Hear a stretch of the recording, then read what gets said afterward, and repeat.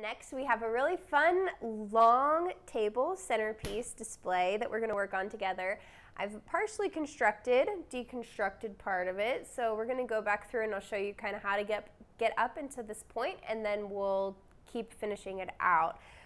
So what we have here in terms of supplies, this is from Lowe's Hardware. We have got a piece of siding that they use on homes. And what I did, it had a lip on one side, and I took I think it was 12 or 14 or so feet in length, and I cut it in half and put them end to end so that I would have a lip on both sides. And then I just used some packing tape to make them together, to put them together. So I have kind of like a little tray, which is great because it makes it a little bit sturdier, you know, for lifting and things like that. But it's perfect for this type of project. The width on it is really nice. We are working on, this is going to be a 6-foot long runner.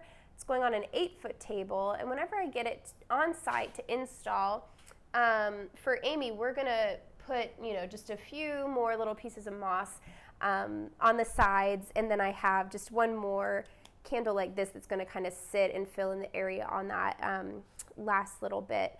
So that's what we've got it sitting in. Then I have some Oasis foam, and it's just a simple, it's not a fancy kind or anything, it's just a simple brick of Oasis. And what I did was I cut it, I just made little notches, and I cut it the whole way down in thirds so that it'll be nice and flat.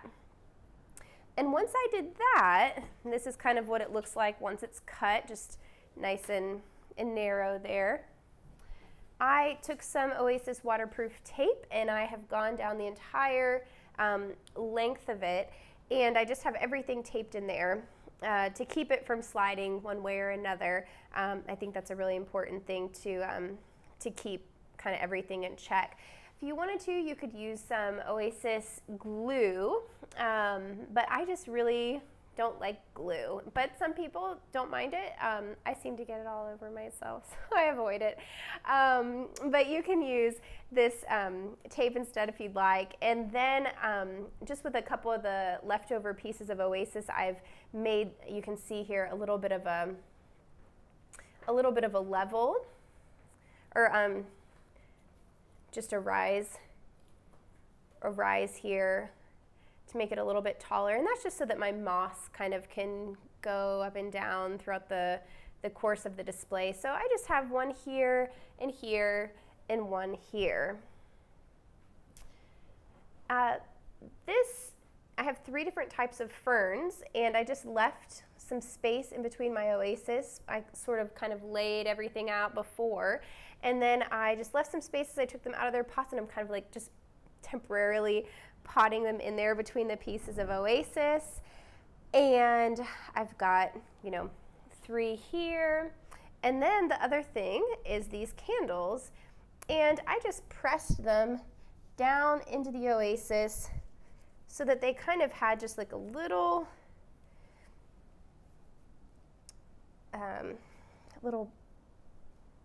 bit of sturdiness there. Then it's going to get covered in with some moss, and we'll adjust whenever it's in its final position just to make sure everything's upright and in good shape. So those are the supplies that we're working with, and I have this beautiful sheet moss, some local sheet moss.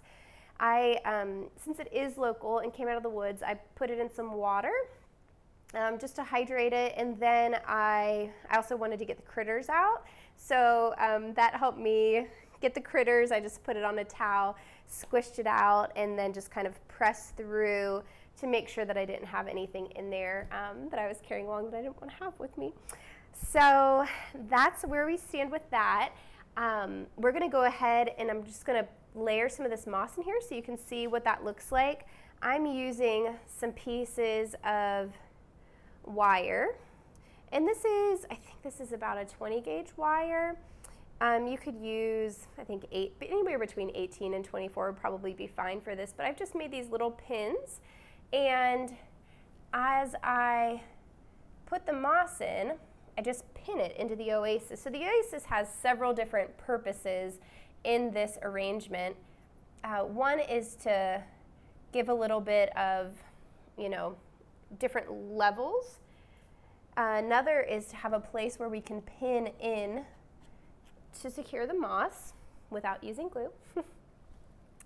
And then I'm going to be adding some fresh flowers to this, and I wanted to have a water source for those.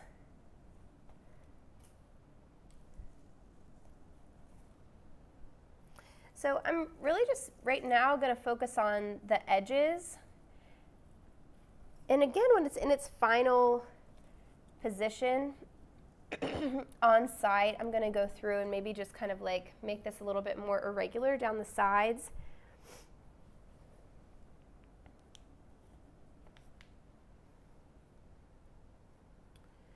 But I want to leave some of that oasis exposed right now so that I can see where to layer my fresh flowers in.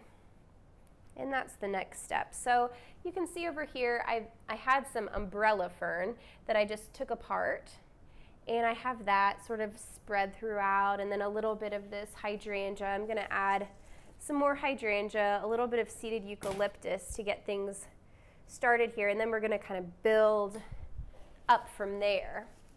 I love this hydrangea because it can go large scale. I have another project for this event that is very big, and these transition nicely from very big things to very small things. You can see here it has these sweet little berries and things. You could pull this off and this could become a part of a boutonniere or a corsage.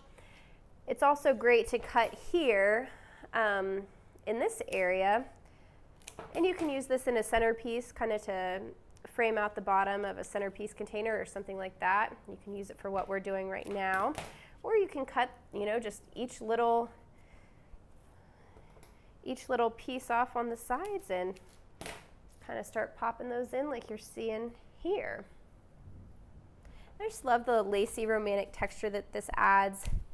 This bride wanted to have a woodsy event. Her husband is very outdoorsy, but she's very romantic and elegant, and so we're sort of marrying the two together in this arrangement. Probably not going to find hydrangea on the florist's floor, but it does like shade. I was just at a beautiful garden, and you could easily find this type of plant growing in a garden where the moss and ferns and everything are.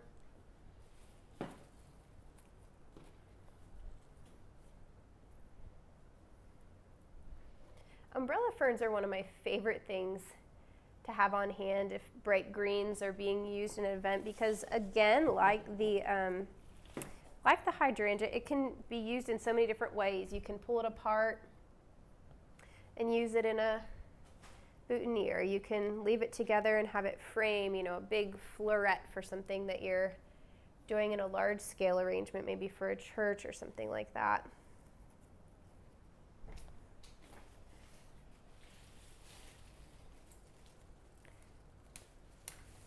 Now with this seeded eucalyptus, we're just going to use really mainly the berries from it. But the leaves do kind of nod to this fern over here. There's a little bit of similarities there, so I'm going to move on just a few of those. The goal with this is some texture. This is a very textural piece with all the different, there's actually several different, I don't know if you can see them, the detail in the camera, but there's several different types of moss within this. And that's one of the beautiful things about having something that's fresh and local, is you get this variation, between the browns, the yellows, the greens. Something that I really love.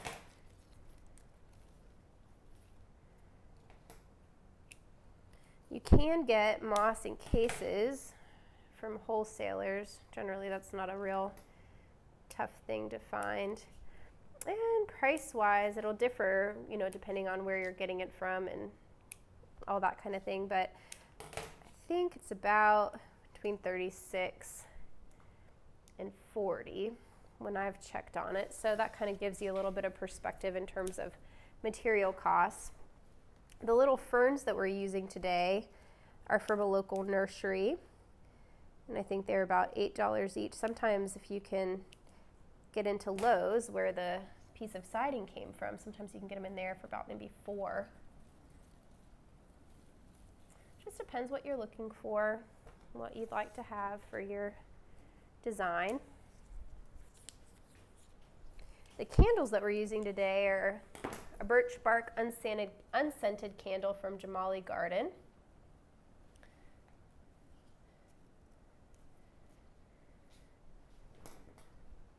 And I just purchased 2 sets of those for this project. I'm going to go ahead and just sort of flip this around.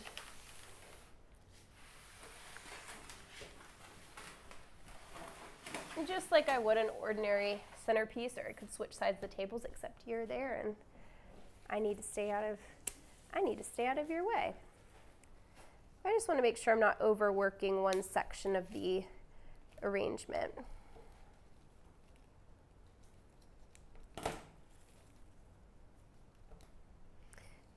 The next ingredient we're going to add is called Pennsylvania knotweed.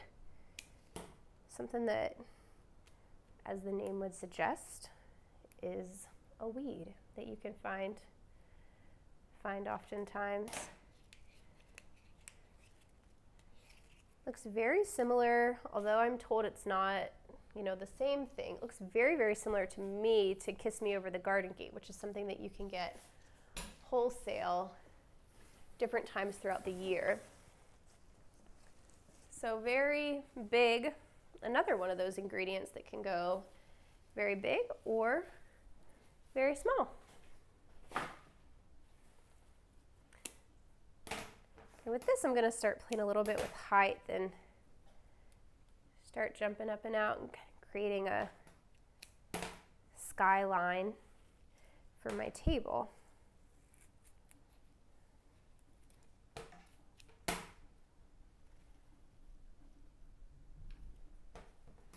The next time that you're in a city, you should kind of take notice of all of the buildings and the outline that they make up against the sky. And when you arrange, you can think in a similar way.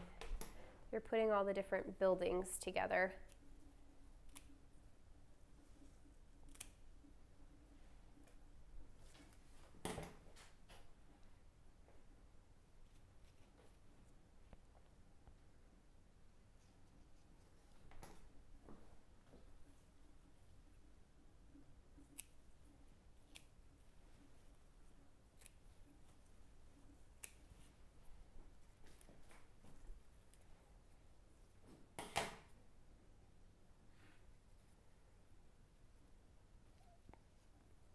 And just like when you're doing a compote arrangement, you want to create a little bit of depth in this table runner as well. Just be thinking of having it come in, go out. Most of these that I have right now are sort of centered. So with my next little round, I'm going to focus on adding that dimension, that depth.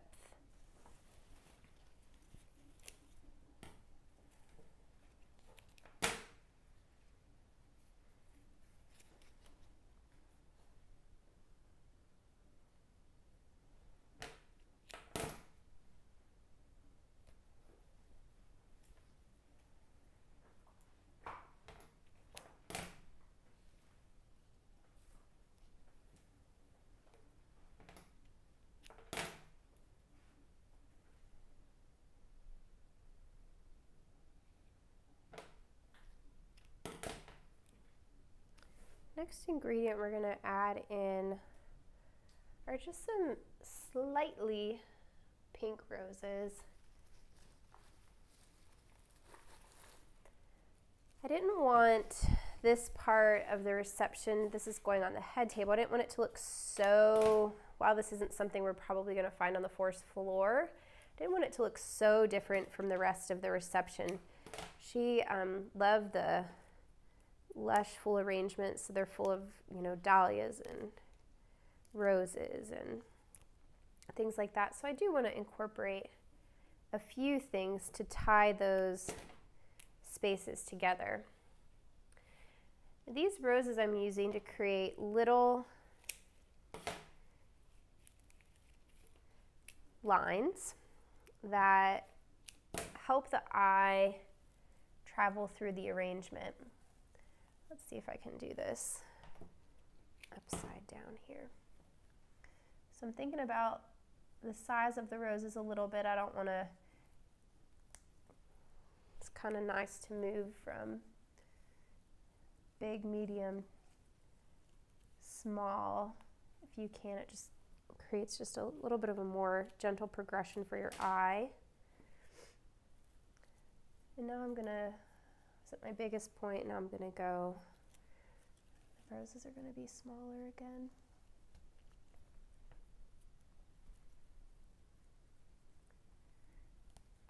So this would be a great place to pop in a dahlia and frame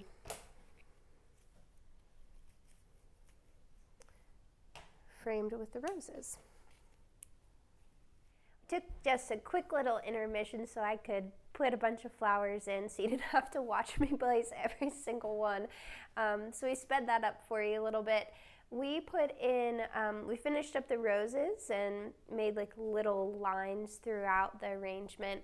And then I went in and added this white gomphrena, sort of at a medium level in the arrangement. And then over here, I started going for my highest moment in the arrangement, which is going to be this Queen Anne's lace. So you just want to make sure that you're not going really above your knuckles.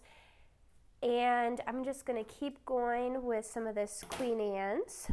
And then we're going to add in some dahlias. I think if you wanted this to be a really light, airy design, I would stop here and perhaps even maybe not use the roses. But like I said, I want this to coordinate with the rest of what's happening in that room, and it's just full of really gorgeous big blooms. So we are going to add some dahlias in here, not a ton. It's obviously more light and airy than heavy on blooms, but I do want to add in just a few.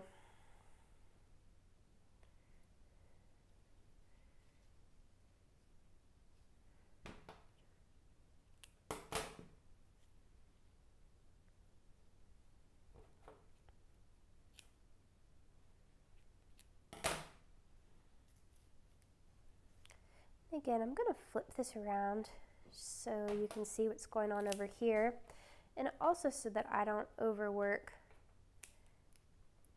one side of the arrangement.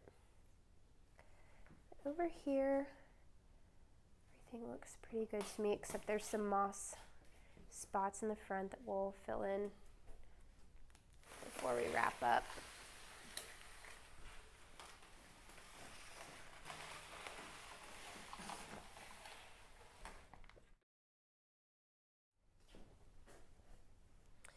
Okay, we'll finish with some dahlias. I'm just going to take note of where my roses are, and I'm going to put one in the same neighborhood, just nice and low.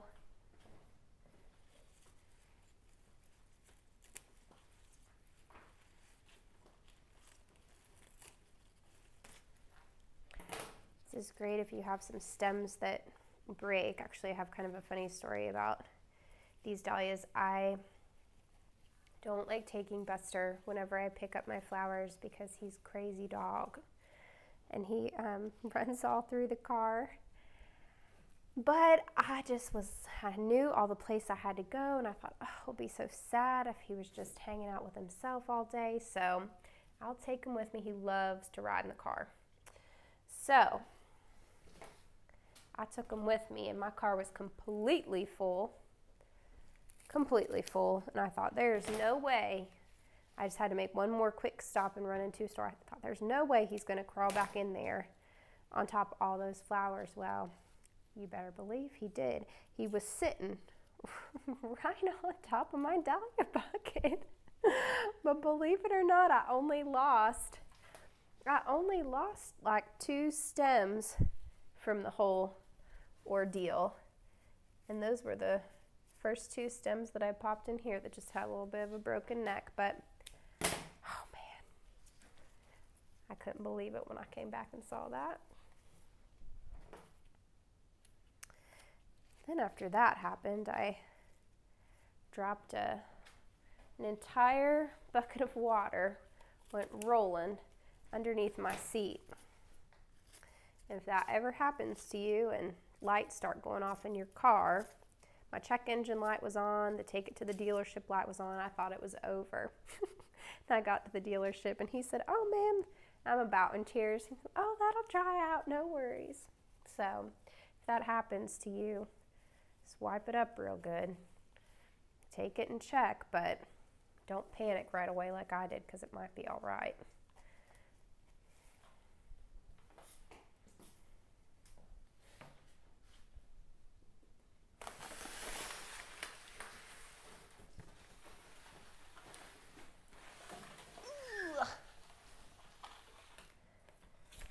It's a heavy one.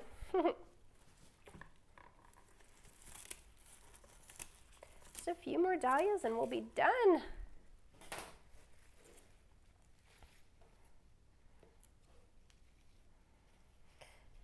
And people have a hard time with dahlias, how to keep them alive and looking pretty.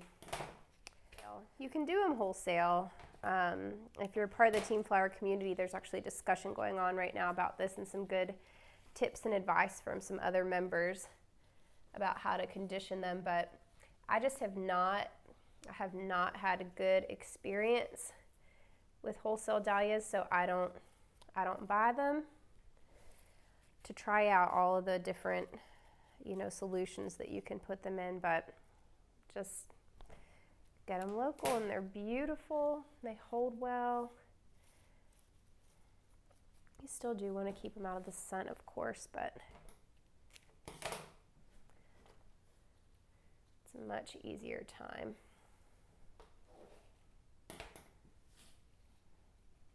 All right, I think we're about done.